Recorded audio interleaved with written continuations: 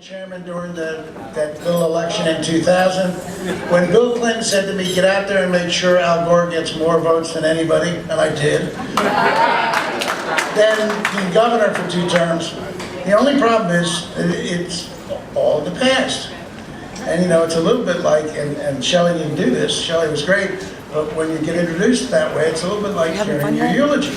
But it isn't so bad. One time when I was Democratic chair, I wasn't in Philadelphia very often. I was on the road 6 out of 7 days. And I came back to Philadelphia on a Sunday to just get some fresh clothes. And I pulled up to a service station, and as I'm going in, an older lady grabbed my arm. And she looked at me as serious as can be, and she said, didn't you used to be Ed Rendell? And I'm almost never at a loss for words. What do you say? What do you say? Well, it is a pleasure to be here, and it is true that Florida has people from everywhere. That's why it's great to see Allison as a native Floridian.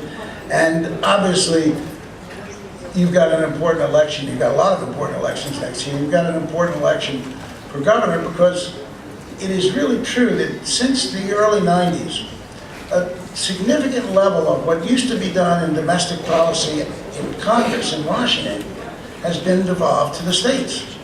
And when you look at education, Washington has a small slice of the education puzzle. States have a huge part in education. And when you look at education and energy and the environment, all those things are affected at the state level even more than they're affected at the federal level. And from what I can tell as an outsider, and I am an outsider, you've got 2 good potential candidates. I'm very impressed with Ann Rich, and I have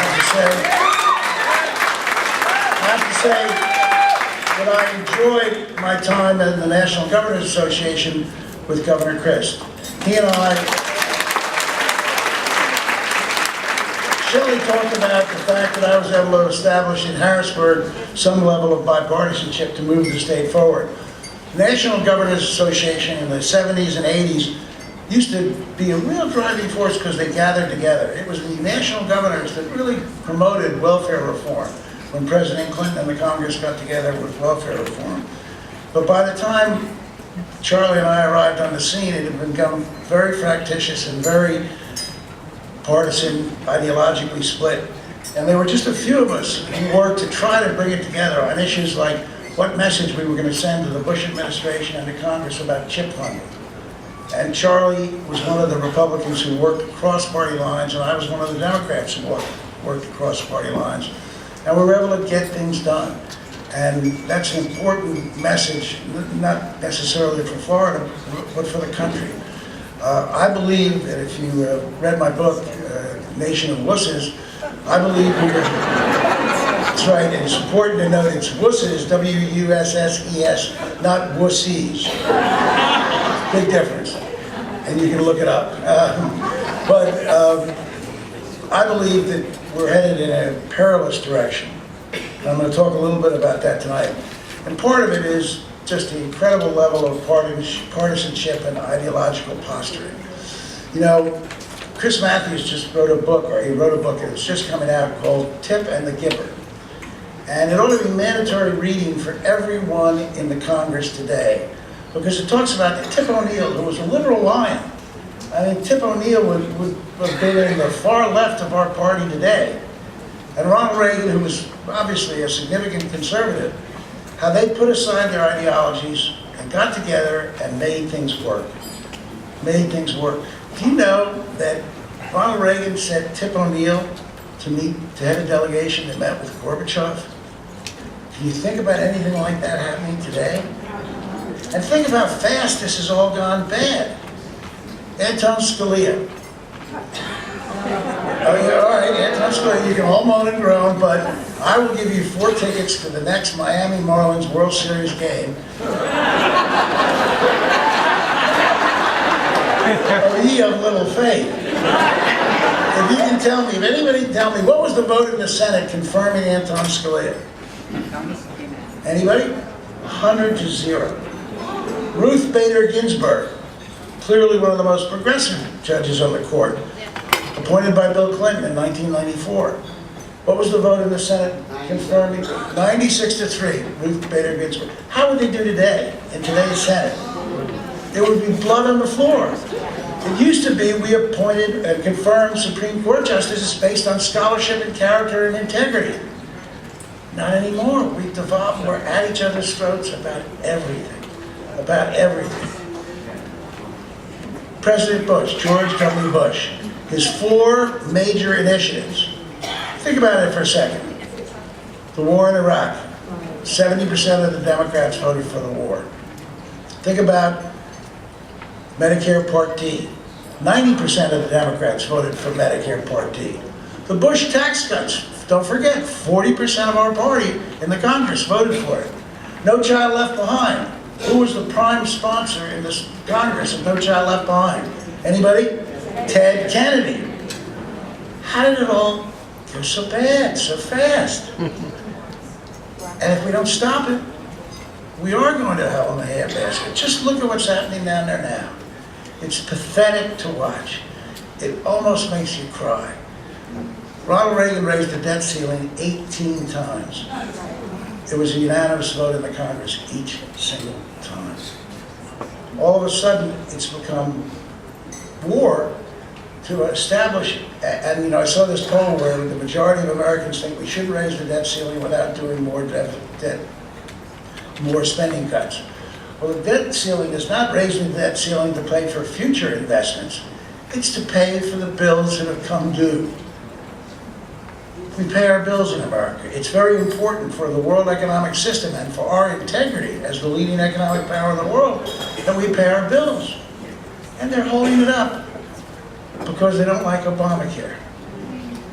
And by the way, Obamacare. Did any of you see the poll that showed that when people were asked whether they approved of Obamacare, only 39% said yes. When they were asked if they approved of the Affordable Health Care Act, 51% said yes.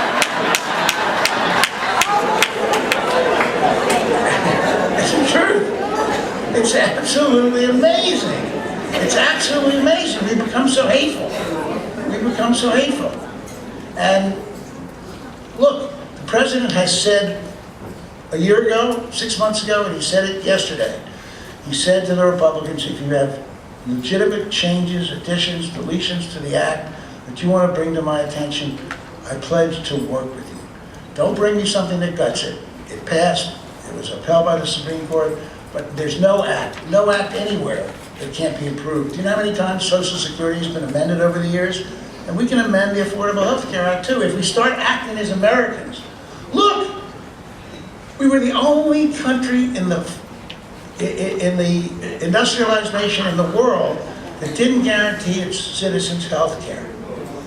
We cured that disgrace. No matter what else you think of the Affordable Health Care Act, it ends the shame of America. And better still, the